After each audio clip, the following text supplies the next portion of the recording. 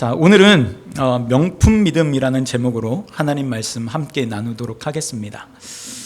우리는 전부 다 명품을 좋아하지요. 나의 가치를 높여줄 수 있는 값비싸고 희소성이 높은 그 명품을 싫어하는 사람은 거의 없을 것입니다. 요즘 시대에는 명품 한두 개씩 가지고 있는 것은 거의 필수가 된 것 같아요. 저는 그것이 긍정적이다, 부정적이다라는 것을 말씀드리지 않고 그 나타나는 현상이 그와 같다라는 것입니다. 저번에도 말씀드렸듯이 저는 명품 좋아하는 것 자체는 나쁘지 않다라고 생각을 해요. 그러나 다만 지나친 것은 문제가 될 수가 있습니다. 여러분, 명품이 있다는 것은 무엇을 의미하는 것일까요?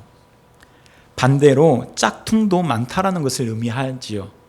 짝퉁이 아무리 명품을 흉내내려고 해도 짝퉁은 짝퉁입니다. 그 질과 모양이 아주 비슷하다고 하더라도 짝퉁은 명품을 넘어설 수가 없습니다. 짝품은 명품이 갖고 있는 그 명성을 따라갈 수가 없는 거죠. 짝퉁이 많으면 많을수록 오히려 명품의 가치는 더욱더 높아지게 되어 있습니다. 그러면 여러분, 믿음은 어떤 것일까요? 믿음은 어떨까요? 믿음에도 명품이 있고 짝퉁이 있는 것 같습니다. 명품 믿음과 짝퉁 믿음은 겉으로 보기에는 구별할 수 없어요. 짝퉁 믿음과 명품 믿음이 너무나도 똑같기 때문입니다. 둘 다 같은 상표가 달려있고 같은 도덕에 따라 살고 또 같은 신학을 말하고 있기 때문에 얼핏 보면 전혀 차이를 느끼지 못합니다. 그런데 짝퉁에는 능력이 없기 때문에 결국에는 그 미천이 드러나게 되어 있어요. 그럼 언제 그들의 미천이 드러나게 되는 것일까요? 믿음이 진짜인지 아니면 그저 약한 것인지 혹은 완전히 가짜인지 확인하기 위한 유일한 방법은 불 가운데로 지나가는 것입니다. 우리의 삶에 불과 같은 시련과 고난 그리고 시험이 올 때 우리의 믿음의 실체가 드러난다는 것이에요. 불 가운데로 지날 때 우리를 치장하던 모든 것들이 다 떨어져 나갑니다. 우리가 의지하고 붙들었던 모든 것들이 떨어져 나갈 때 우리는 우리의 진짜 믿음의 실체를 직면하게 되는 겁니다. 진짜 믿음을 가진 사람은 모든 것이 태워져도 여전히 하나님을 붙들고 있어요. 그러나 가짜 믿음을 가진 사람은 모든 것이 태워졌을 때에 실망하며 주저앉습니다. 왜 그럴까요? 그동안 자신이 붙들었던 것이 하나님이 아닌 다른 것이었기 때문에 그렇습니다. 그 사람은 자신이 다른 것을 붙들고 있으면서 하나님을 붙들고 있었다라고 착각하고 있다라는 거예요. 요한복음 6장에 보면 예수님께서 오병이어 사건을 일으키시는 장면이 나옵니다. 이 사건은 사복음서 모두 다 기록할 정도로 굉장히 중요한 사건이고 정말 중요한 영적인 의미를 우리에게 교훈하고 있어요. 여기에는 커다란 위기와 시험이 기다리고 있었습니다. 예수님이 가시는 곳에는 수많은 인파들이 몰려왔습니다. 왜 사람들이 수많은 인파로 몰려왔을까요?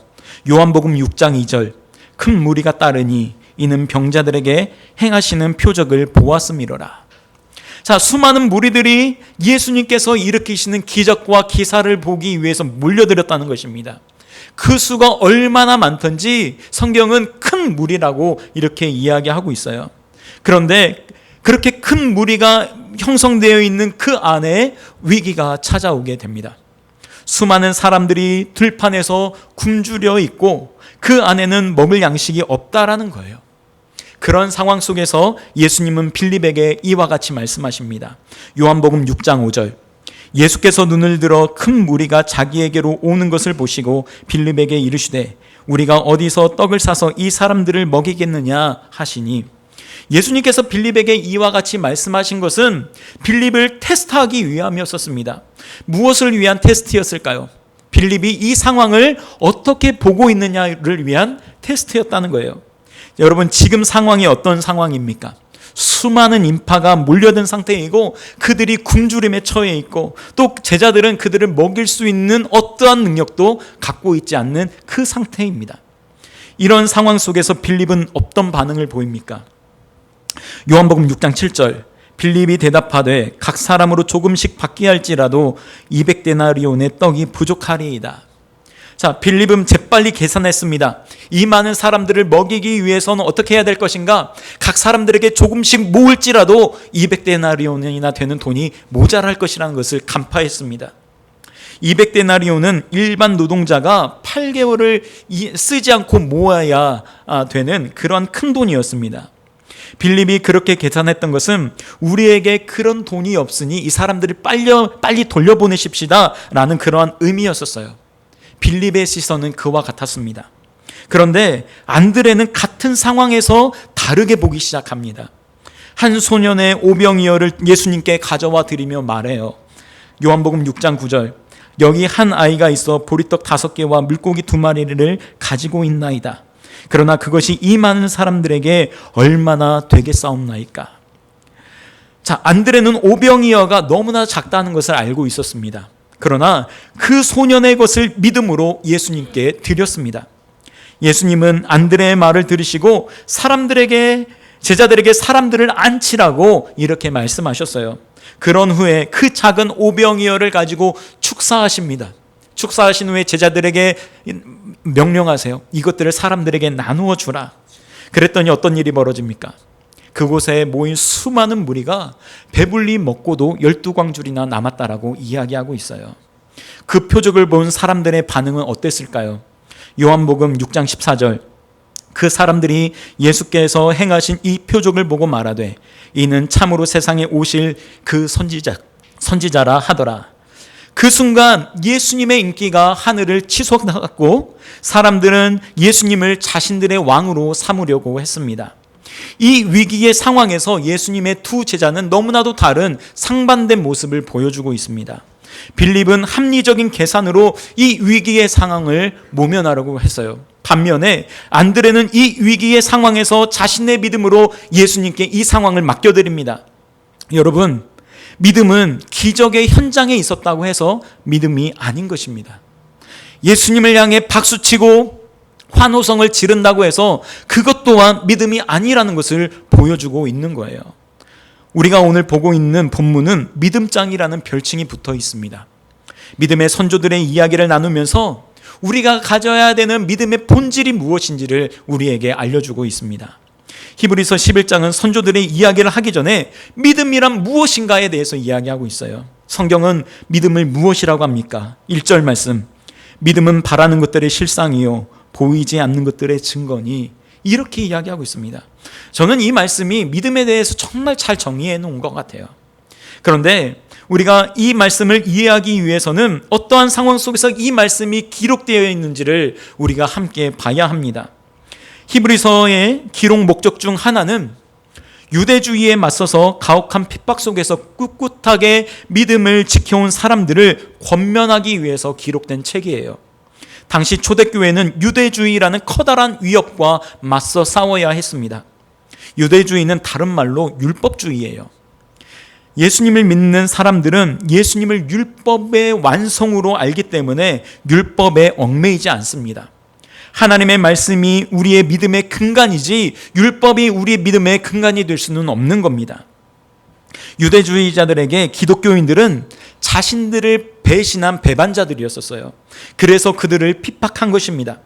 히브리서 10장의 내용을 보면 그들이 어떠한 핍박과 환난 가운데 있었는지를 볼 수가 있어요. 히브리서 10장 37절에서 39절의 말씀입니다. 잠시 잠깐 후면 오실 이가 오시리니 지체하지 아니하시리라. 나의 의인은 믿음으로 말미암아 살리라. 또한 뒤로 물러가면 내 마음이 그를 기뻐하지 아니하리라 하셨으니 우리는 뒤로 물러가 멸망할 자가 아니요 오직 영혼을 구원함에 이르는 믿음을 가진 자니라. 그들은 외부의 핍박과 환난 속에서 인내함으로 다시 오실 예수 그리스도를 기다리며 바라고 있었습니다. 히브리서 기자는 그들의 믿음을 권면하고 돕기 위해서 이와 같은 말로 그들의 힘을 더합니다. 우리는 뒤로 물러가 멸망할 자가 아니다. 개역 한글에서는 우리는 뒤로 물러가 침륜에 빠질 자가 아니다 라고 이야기하고 있습니다. 어떠한 환난과 핍박이 거세다고 할지라도 그것으로 인해 멸망의 길로 들어서지 않는다라는 거예요. 그리고 이어지는 말씀이 오직 영혼을 구원함에 이르는 믿음을 가진 자다라고 이야기하고 있습니다. 그 환난과 핍박이 우리를 멸망시키지 못하는 것은 우리의 영혼을 구원하는 믿음이 있기 때문이라는 거예요. 그리고 이어지는 말씀이 믿음은 바라는 것들의 실상이요 보이지 않는 것들의 증거다라고 말하고 있는 겁니다. 믿음을 정의할 때 말씀의 문맥 속에서 그 의미가 어떠한지를 우리가 찾아야 됩니다. 저는 우리 모든 성도님들이 하나님이 인정하시고 기뻐하시는 명품 믿음을 갖기를 주님의 이름으로 축복합니다. 그러면 오늘 본문이 말하는 믿음이란 무엇일까? 한번 나눠보도록 하겠습니다. 성경이 말하는 명품 믿음이란 무엇일까요? 그 첫 번째는 따라서 고백하겠습니다. 실상을 넘어 바라는 실상. 한 번 더, 실상을 넘어 바라는 실상으로. 네, 여러분, 실상이란 무엇입니까? 실상이라는 말은 말 그대로 reality, 우리의 삶에 일어나는 모든 일들을 실상이라고 이야기합니다. 그런데 여기에서 말하는 실상은 좋은 의미보다 우리의 현실 속에서 우리의 믿음을 위협하는 모든 환난과 고난을 의미합니다. 당시 이 히브리서를 받아보는 수신자들의 그 처한 상황이 어땠습니까? 유대주의자들의 엄청난 핍박이 있었어요. 그들은 당장 유대교로 개종하지 않으면 엄청난 박해로 인한 고통에 직면할 수밖에 없는 위급한 상황에 있었습니다. 이것이 그들의 실상이었어요. 그들의 실상은 믿음으로 인한 환난이요 고난이었습니다. 믿음은 바라는 것들의 실상입니다. 여러분, 믿음은 바라는 거예요. 바라보는 거예요. 바라보던 것의 실상을 미리 경험하는 것이 믿음입니다.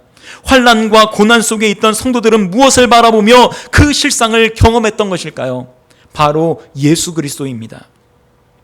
그러면 왜 바라는 실상이 예수님이 되는 것일까? 우리는 바라는 실상에 대해서 잘 이해해야 합니다. 바라는 실상을 우리가 잘못 이해하면 믿음이라는 이름으로 엉뚱한 것을 구하게 됩니다. 지극히 인간적이고 개인적인 것들, 세속적인 것들을 믿음이라는 이름 하에 구하는 것입니다. 그것은 정욕에 쓰이는 잘못 구하는 것들이에요. 그러면 왜 바라는 실상이 예수님이 되는 것일까요?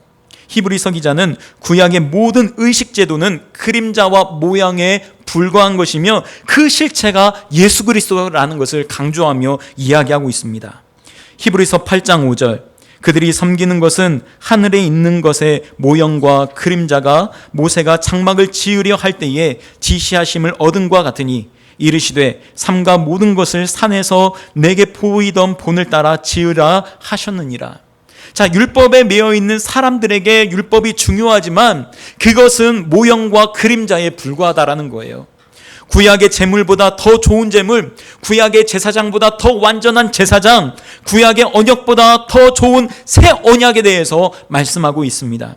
그 실상이 바로 예수 그리스도라는 거예요. 여러분, 믿음이란 무엇입니까? 바랄 수 없는 환경 속에서 예수님을 초월하여 그곳에서 예수님을 바라보고 예수님을 붙잡는 것, 그것을 믿음이다 라고 말하는 것입니다. 여러분, 믿음은 실상을 떠나서 존재할 수 없습니다. 실상을 떠난 믿음을 망상이라고 이야기해요. 그렇기 때문에 우리에게 주어진 실상이 어떠한지를 잘 살펴봐야 하는 것입니다.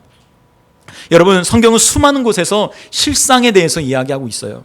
수많은 사람들이 현실의 벽 앞에 부딪혀서 앞으로 나아가지 못하는 그 현실을 직면하게 된다는 것입니다. 서두에 나누었던 오병이어에서 실상은 무엇이었습니까? 넓은 들판에서 수많은 사람들이 배고픔에 허덕이고 있고 제자들은 줄 수 있는 것이 아무것도 없는 것이 그들의 처한 실상이었어요. 마태복음 8장에서는 백부장의 하인이 병들어 있는 실상을 볼 수 있습니다. 마태복음 15장에서는 딸이 귀신 들려 있는 실상을 가지고 있는 수로보닉의 여인을 만날 수가 있어요. 지금 제가 드린 성경의 실상들은 절망적이고 아픔이며 인간의 힘으로 어찌할 수 없는 한계의 상황입니다. 그런데 성경은 여기에서 끝내지 않아요. 그들은 예수님이 누구이신지 인지하기 시작했습니다. 예수님을 바라는 실상으로 붙들었습니다. 그리고 믿음으로 그 실상을 예수님께 드리며 나아갑니다. 오병이어 사건에서 빌립은 실상을 이야기했어요. 그러나 안드레는 바라는 실상을 가지고 이야기합니다. 오병이어를 가지고 와서 이것이 이 많은 사람들에게 얼마나 되겠습니까? 라고 말했던 것은 주님, 이것이 너무나도 작은 것이지만 이 작은 것으로 주님은 이 큰 무리를 먹일 수 있습니다라는 믿음의 고백이었어요. 백부장은 예수님께서 가서 고쳐주시겠다라고 말씀할 때에 말씀만 하옵소서, 그것으로 충분합니다 라고 고백을 합니다. 백부장이 가지고 있었던 믿음은 말씀이면 충분한 믿음을 갖고 있었다라는 거예요. 그때 예수님이 백부장의 믿음을 뭐라고 칭찬을 합니까? 내가 이스라엘 중에 이만한 믿음을 본 적이 없다라고 말씀하셨습니다. 결국 백부장의 믿음으로 그 하인은 고침을 받게 되었습니다.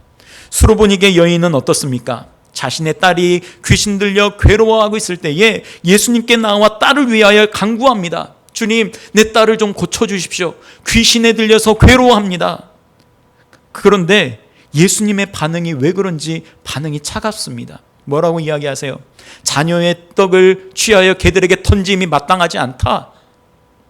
너는 이방인 여인이기 때문에 하나님의 말씀을 받을 자격이 없다라고 말씀하셨던 거예요. 이 여인이 괴취급을 당하고 또 자존심이 바닥에 떨어지고 그에게 좌절을 맛보게 하십니다. 그러나 그 여인은 그 실상 속에서 좌절합니까? 그 실상 속에서 포기하고 돌아갑니까? 그는 여전히 예수님만이 내 딸을 고쳐줄 수 있다라는 믿음을 가지고 주님 앞에 나아갑니다. 그럼에도 불구하고 오직 예수님이 그녀의 바라는 실상이 되었다라는 거예요. 자신의 모든 것을 내려놓고 나아갔을 때에 예수님은 그 여자에게 이와 같이 말씀하십니다. 마태복음 15장 28절.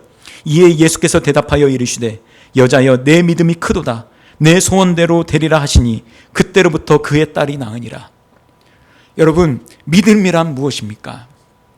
실상을 넘어 바라는 실상으로 나아가는 것이 바로 믿음인 것입니다.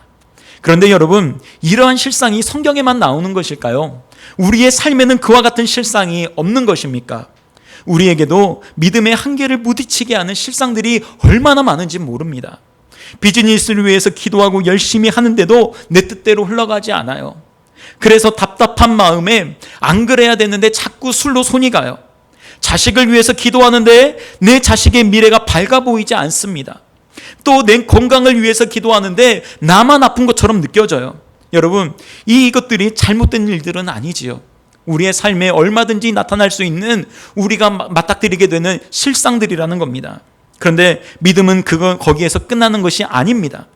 한 걸음 더 나아가 이러한 실상 속에서 바라는 실상을 가지고 주님 앞에 나아가는 것입니다. 지금 내가 감당할 수 없는 이 어려움 속에서 예수님을 바라보는 거예요. 지금 사업이 다 힘들다라고 말합니다. 여러분, 비즈니스가 어디 쉽습니까? 참 어렵고 힘들어요. 그렇다고 좌절하는 것이 아니라 그 가운데에서 바라는 실상을 붙들고 나아가는 것입니다. 어려운 비즈니스라는 상황에 예수님을 믿음으로 초청하는 겁니다. 지금 내 비즈니스가 어렵고 힘든 시기를 보내고 있지만 언젠가는 우리 회사에 사람들이 많이 왕래하고 비즈니스가 잘 될 것이라는 그 바라는 실상을 가지고 나아가는 것입니다. 지금은 내 자식을 바라보는 것이 답답하고 미래가 보이지 않지만 언젠가 우리 자녀가 하나님을 만나고 하나님께 돌아와서 하나님 앞에서 목 놓아 펑펑 울면서 정신 차리는 이 날이 있을 것이라는 그 바라는 실상을 가지고 자녀를 위해서 기도하는 것입니다. 여러분, 사람은 두 종류의 사람이 있는 것 같아요. 실상만을 말하는 사람과 바라는 실상을 이야기하는 사람들이 있는 것 같습니다. 실상만을 이야기하는 사람은 현실의 암담한 모습만 봐요. 그분들은 모든 것이 부정적이고 안 된다라고 말을 해요. 그런데 더 슬픈 것은 우리 주변에 실상만을 말하는 부모가 있고 실상만을 말하는 목회자가 있고 또 실상만을 말하는 사업가가 있다는 거예요. 이런 사람이 주변에 많으면 아무것도 되지 않습니다. 그러나 현실은 그렇지만 인정하고 그 가운데에서 예수님을 소망하며 바라는 실상을 가지고 있는 사람들이 있어요. 예수님을 말하고 믿음으로 상황을 보는 사람들입니다. 지금은 어둡고 소망이 없는 것처럼 보이지만 하나님이 우리와 함께 하시면 소망이 있습니다. 가능합니다. 할 수 있습니다. 라고 말하는 분들입니다. 사랑하는 여러분, 여러분 어떤 종류의 사람입니까? 실상을 이해하고 계십니까? 아니면 바라는 실상을 붙들고 그것을 이야기하고 있습니까? 여러분을 축복하기는 실상의 한계에 좌절하고 주저앉는 것이 아니라 믿음으로 그것을 초월하여 우리의 삶 속에 바라는 실상을 가지고 가득 채워 주님이 원하시는 믿음의 삶이 될 수 있기를 주님의 이름으로 축복합니다. 우리가 명품 믿음을 갖기 위해서는 믿음이 무엇인지를 잘 알아야 하는데, 성경이 말하는 명품 믿음 두 번째는 다 같이 따라서 고백합니다. 보이지 않는 것을 보는 힘입니다. 네, 다시 1절 말씀을 보도록 하겠습니다. 믿음은 바라는 것들의 실상이요 보이지 않는 것들의 증거니. 자, 믿음의 두 번째 정의는 보이지 않는 것들의 증거라고 말을 합니다. 여러분, 보이지 않는 것들의 증거는 무엇을 말하는 것일까요? 이 말씀만 딱 떼놓고 보면 무슨 말인지 잘 모르겠어요. 보이지 않는 것들의 증거다. 이 말을 헬라어 원문을 직역하면 이런 뜻이 됩니다. 눈으로 볼 수 없는 일들의 증거. 즉 믿음은 볼 수 없는 것을 보게 한다는 뜻이에요. 우리가 사는 세상은 물질적인 세상입니다. 물질적인 것으로만 세상을 바라보는 것을 유물론이라고 해요. 이 세상은 기본적으로 유물론적인 세계관으로 이 세상을 바라보게 됩니다. 그렇기 때문에 이 세상의 원칙으로 한다면 하나님의 존재를 부정하는 거예요. 왜일까요? 하나님이 눈에 보이지 않기 때문에 그렇습니다. 사람들은 보이지 않으면 존재하지 않는다라고 생각을 하는 거예요. 그런데 성경은 분명히 말합니다. 3절 말씀 함께 보겠습니다. 믿음으로 모든 세계가 하나님의 말씀으로 지어진 줄을 우리가 아나니 보이는 것은 나타나는 것으로 말미암아 된 것이 아니니라. 즉 보이는 것은 보이지 않는 세계로부터 말미암았다라는 거예요. 눈에 보이지 않는 세계가 더 큰 세계이고 그 세계로부터 눈에 보이는 세계가 말미암았다라는 겁니다. 여러분, 이 세상에는 믿음이 아니고서는 결코 볼 수 없는 것들이 있어요. 그게 뭘까요? 바로 하나님입니다. 바꾸어 말하면 믿음은 보이지 않는 하나님을 보게 한다라는 거예요. 히브리서 11장은 믿음의 선조들이 어떻게 믿음으로 살아왔는지 보여주면서 우리에게 믿음의 도전을 던져주고 있습니다. 11장에 나오는 믿음의 선조들의 공통점이 바로 이거예요. 눈으로 볼 수 없었던 하나님을 그들은 믿음으로 봤다라는 겁니다. 에녹은 경건하지 않는 세대 가운데에서 하나님을 바라봄으로 300년 동안 예수님과 하나님과 동행하고 하늘로 들리어 올라갔습니다. 또한 아브라함은 부르심을 받았을 때에 어디로 갈 바를 알지 못하고 그 여행을 시작했다라고 이야기하고 있어요. 또한 사라는 자신의 경수가 끊어졌음에도 불구하고 잉태하게 하는 힘을 얻었습니다. 이들은 보이지 않는 하나님을 믿음으로 바라봤기 때문에 믿음의 역사를 이루게 된 것입니다. 여러분, 믿음이란 무엇입니까? 보이지 않는 하나님을 보는 것입니다. 다윗의 인생 최악의 순간에 이런 고백을 해요. 시편 23편 4절 말씀. 내가 사망의 음침한 골짜기로 다닐지라도 해를 두려워하지 않을 것은 주께서 나와 함께 하심이라. 주의 지팡이가 막대기가 나를 안위하시나이다. 지금 다윗의 상황이 사망의 음침한 골짜기를 걷고 있는 상황입니다. 이 상황에서 믿음으로 하나님을 볼 수 없는 사람은 유일하게 볼 수 있는 것이 사망이다라는 거예요. 어둠뿐이고 절망뿐입니다. 그 안에는 두려움뿐입니다. 하나님, 사망의 음침한 골짜기에서 무슨 희망을 발견할 수 있을까요? 그런데 다윗은 그 사망의 음침한 골짜기에서 누구를 봅니까? 하나님을 보기 시작해요. 하나님이 보이니까 더 이상 이 사망의 음침한 골짜기가 두렵지 않은 거예요. 그 상황 속에서 하나님의 지팡이와 막대기가 나를 보호하고 있다는 것을 보게 됩니다. 그리고 또 이스라엘과 블레셋이 엘라 골짜기에 모여서 전투를 벌이고 있습니다. 이스라엘 군대가 골리앗을 굉장히 두려워했어요. 블레셋을 굉장히 두려워했어요. 왜일까요? 블레셋의 수십만의 군대도 두렵고 거기에 키가 3m가 넘는 골리앗이 버티고 있었습니다. 여러분, 이건 싸우지 않아도 뻔한 결과가 뻔한 거예요. 무기와 군사력이 월등히 높은 블레셋을 이스라엘은 당해낼 재간이 없었습니다. 사울과 이스라엘 군대는 패색이 짙어져 갔어요. 그런 상황 속에서 누가 등장합니까? 다윗이 딱 등장해요. 다윗이 가서 보니까 싸워보지도 않았는데 이스라엘 군대가 이미 패배한 것을 보게 된 거예요. 그들 마음에 패배라는 그림을 그리고 있는 것을 보게 되었습니다. 하지만 다윗은 이 상황 속에서 다른 사람은 인식하지 못하는 하나님을 바라보기 시작합니다.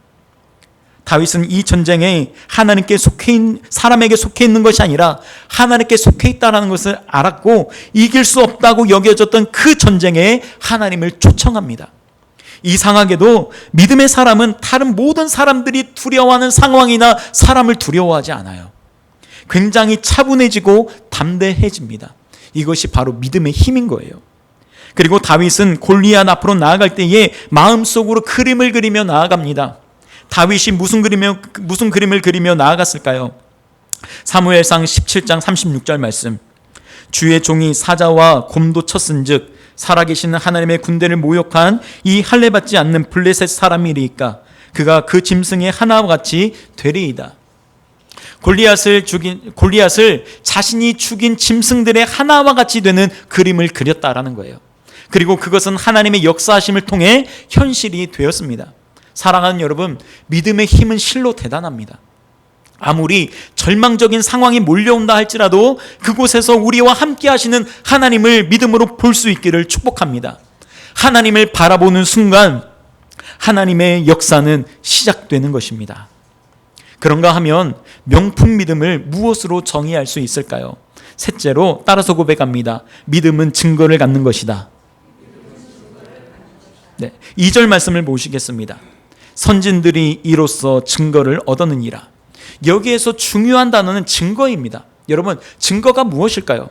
법적 싸움에서 이길 수 있는 결정적인 효력을 가지고 있는 것을 말합니다. 법정 싸움에서 심증만 가지고 이길 수 있을까요? 확실한 물증이 있어야 이길 수 있죠. 그래서 여기에서 말하는 증거란 바로 그와 같은 거예요. 그러면 믿음이란 무엇입니까? 믿음이란 내 삶의 현장에서 아직 일어나지는 않았지만 그 증거를 가지고 내 삶에 내가 바라고 생각하는 그것이 일어날 것이라는 확신을 갖는 겁니다. 다윗은 골리앗과의 싸움에서 이미 그 증거를 가지고 있었어요. 비슷한 상황에서 하나님이 자신을 구원해 주셨던 확실한 증거가 있었다라는 겁니다. 사무엘상 17장 37절. 또 다윗이 이르되 여호와께서 나를 사자의 발톱과 곰의 발톱에서 건져내셨은즉. 여러분, 지금 다윗이 무엇을 말하고 있냐면 과거 내 인생의 위기 가운데 있었을 때에 하나님이 건져낸 경험이 있다라는 것을 이야기하고 있습니다. 간증이 있다라는 거예요. 위기를 통해서 하나님이 내가 너와 함께한다. 위기가 와도 너를 지킬 거야. 두려워하지 마. 염려하지 마라는 이런 확실한 증거를 붙들고 있었다라는 거예요. 그 증거를 가지고 있으니까 과거보다도 더 큰 위기의 상황이 온다 할지라도 담대하게 믿음으로 나아갈 수 있었다는 거예요. 여러분, 창세기로 돌아오면 아브라함의 조카 롯이 잡혀갔습니다. 아브라함이 조카 롯을 잃고 얼마나 당황했겠어요. 318명의 훈련된 자들을 데리고 가서 그돌라오멜의 왕, 그 동맹국 4개의 군대와 맞서서 싸워서 그들을 구출해냅니다. 여러분, 생각해 보십시오. 그들은 군대예요. 그리고 수만 명의 군대가 함께 집결되어 있습니다. 아브라함이 데리고 간 318명, 그냥 집에서 훈련되고 길리운 자들입니다. 막대기로 싸웠던 자들이에요. 여러분, 이 싸움에서 미치지 않고서는 가지 못하는 겁니다. 그런데 무슨 믿음으로 아브라함이 그곳까지 갔을까요? 아브라함은 그런 경험을 갖고 있었다는 겁니다. 아브라함은 애굽 왕에게 자기 아내를 빼앗긴 적이 있어요. 그런데 애굽 왕 바로가 와서 이렇게 이야기합니다. 네 와이프 데려가라. 어쩐 일이냐라고 물어봐요. 그랬더니 하나님이 돌려주래. 이렇게 이야기했다는 거죠. 아브라함은 천하의 애굽 왕도, 그때 당시에 천하를 호령했던 그 애굽 왕도 하나님의 말씀 하나에 쩔쩔매고 꼼짝 못한다는 것을 그때 배웠습니다. 그러한 증거와 간증이 있었어요. 318명을 이끌고 갈 수 있었던 그 용기는 과거에 하나님을 만난 그 증거들이 쌓여 오늘의 큰 사건들을 넘어가게 하는 것입니다. 이것이 바로 믿음의 증거예요. 여러분, 저는 우리 성도님들이 이 믿음을 가지심으로 명품 믿음이 되시기를 축복합니다. 현재는 어둡지만 어두운 실상만 이야기하는 것이 아니라 말씀에 근거한 바 실상을 이야기함으로 그 바라는 소망과 실상이 여러분의 삶에 낱낱이 나타나는 그러한 일들을 경험하시기를 주님의 이름으로 축복합니다. 한 달 전쯤 됐죠. 교회 오빠라는 영화를 우리 성도님들과 함께 극장에 보러 갔습니다. 그 영화의 내용을 아시는 분은 아시겠지만 한 남성이 암 투병하는 과정을 다큐멘터리 형식으로 카메라에 담았어요. 이 영화의 중심 인물이 이관희 집사님이라는 젊은 집사님이에요. 37세의 젊은 남성이었습니다. 이분의 삶을 보면 인생 한번 참 모질다라는 생각이 떠나지 않습니다. 인생이 굽이굽이 고난이고 어려운 뿐이었습니다. 아직은 청춘인 37세에 비보를 듣게 돼요. 자신이 대장암 4기 말기라는 겁니다. 그리고 그 소식을 들은 어머니는 충격으로 자살로 생을 마감해요. 그뿐만 아니라 아이를 낳고 얼마 지나지 않아 아내의 혈액암 4기라는 것을 발견하게 됩니다. 이 정도이면 여러분 웬만한 사람은 버티기 힘든 그러한 고난 아닙니까? 자기 몸에 암이 있다는 것도 받아들이기 힘든데 어머니가 자살하셨어요. 그리고 사랑하는 아내가 혈액암 4기래요. 인생 한번 참 모질지 않습니까? 웬만한 사람은 그런 자신의 처지를 비관했을 거예요. 아니면 하나님을 원망하고 하나님 왜 나여야만 합니까? 왜 이 고난이 나에게만 찾아와 나를 이렇게 힘들게 하는 겁니까? 하나님을 향해 욕하고 비난했을 것입니다. 그런데 그 쉽지 않은 상황 속에서 이 이관희 집사님은 담대하게 하나하나 믿음으로 극복해 나가요. 우선 암 수술을 하고 치료하는 과정 가운데에서 여전히 하나님을 신뢰하며 하나님을 붙드는 믿음으로 나아갑니다. 점점 더 회복되는 것 같더니 다시 시련이 찾아옵니다. 암이 재발되게 된 거죠. 1년 동안 이를 악물고 참고 버티며 그 모진 치료를 다 받아왔는데 다시 암이 재발되었다고 하면 얼마나 낙심되고 힘들겠습니까? 다시 한번 수술을 결심합니다. 다행히 수술이 잘 돼서 암세포를, 암조직들을 거의 100% 다 떼어냈어요. 두 번의 수술이 쉽지 않았을 때인데 그 과정들을 잘 견뎌냈습니다. 여러분 이것만으로도 얼마나 대견하고 정말 멋져요. 모든 고통을 믿음으로 도전하고 견뎌왔다는 것이 얼마나 장합니까? 그런데 다시 한번 또 절망적인 상황에 맞닥뜨려지게 됩니다. 다시 암이 재발한 거예요. 세 번째 재발이라 더 이상 손쓸 수가 없게 되었습니다. 이제 암의 고통을 몸으로 겪으면서 마지막을 준비해야 해요. 웬만한 믿음도 이 상황까지, 이 지경까지 이르면 버티기 힘듭니다.